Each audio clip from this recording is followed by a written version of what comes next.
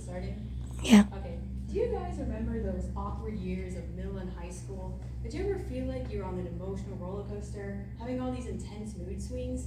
Did you ever make impulsive decisions you later ended up regretting? Well, you can blame all that on your changing brain. So today, I'm going to inform you on how your brain changes during adolescence.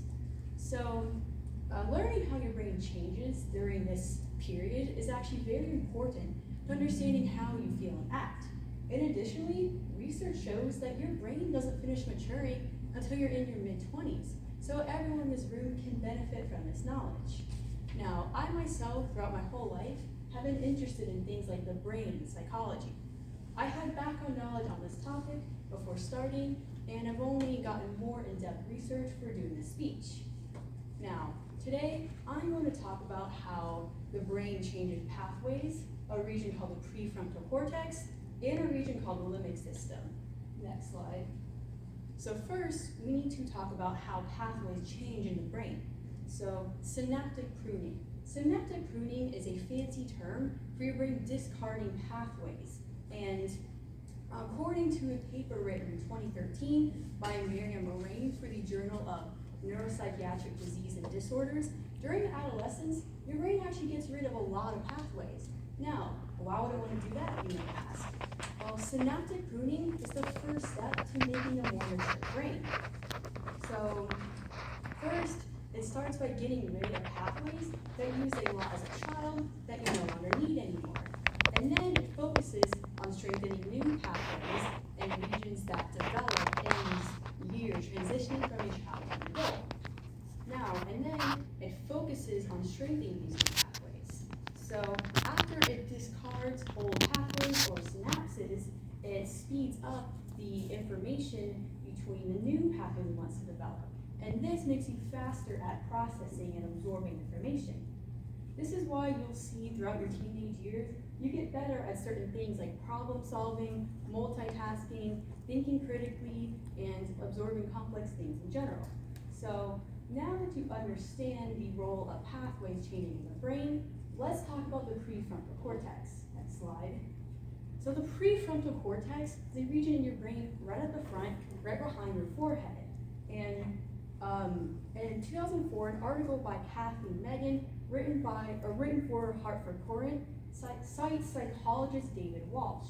And according to David Walsh, the prefrontal cortex acts as the region of the brain in charge of understanding consequences and controlling impulses. So therefore, the prefrontal cortex is often described as a region of the brain that acts as a brake system to the accelerator of the brain. The accelerator of the brain are the parts that control more emotional things. Therefore, a good example of the prefrontal cortex functioning as a brake to impulsive and emotional decision making is how, say you decide to stay home and study for an upcoming test, doing your homework, instead of going out with your friends or just procrastinating. Or you are really angry at someone, you choose not to lash out at them. This is your prefrontal cortex functioning. And actually, the prefrontal cortex is one of the last regions to develop.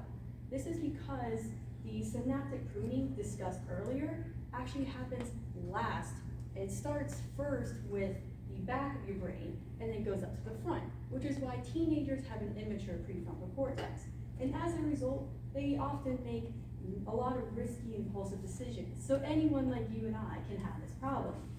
Now that you understand the role of the prefrontal cortex, let's talk about a region called the limbic system. So in a 2020 Lumen Learning webpage titled Brain Changes During Adolescence, the limbic system, next slide, sorry. The limbic system is described as the part of your brain that processes emotions and determines reward and punishment. Now next, the amygdala, shown right here, is a part of the limbic system, and it's shown to be used by adolescents for decision making, instead of the more rational prefrontal cortex, which is used by adults.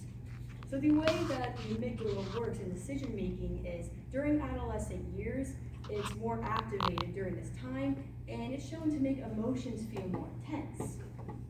Now, thus, this is why teens often act upon things like gut feelings instead of just thinking more logically about things. Next slide. Now, another part involved with decision making in the limbic system is a brain chemical called dopamine. Dopamine is also activated in the emotional limbic system during your adolescent years, and it can cause emotions to also feel more intense from this, and it additionally makes people more prone to seeking behaviors. Sorry. And therefore, increased dopamine in the limbic system along with immature prefrontal cortex. Next slide. As shown here, prefrontal cortex is used less. This combined effect causes teenagers to make very immature decisions, can cause them to have more mood swings, to be more impulsive, to take more risks.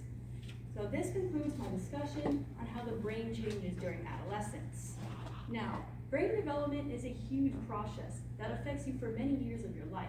It impacts a lot of how you feel and how you act. So understanding it is very important to understanding your own behavior. And it's of course important because of the research that shows your brain doesn't finish developing until your mid-20s. Now, hopefully after this speech about how your brain changes, hopefully you learn something new, maybe something about yourself, maybe you understand your own behavior better. Now, maybe you'll even apologize to your parents for using your limbic system too much in high school. And that's the end.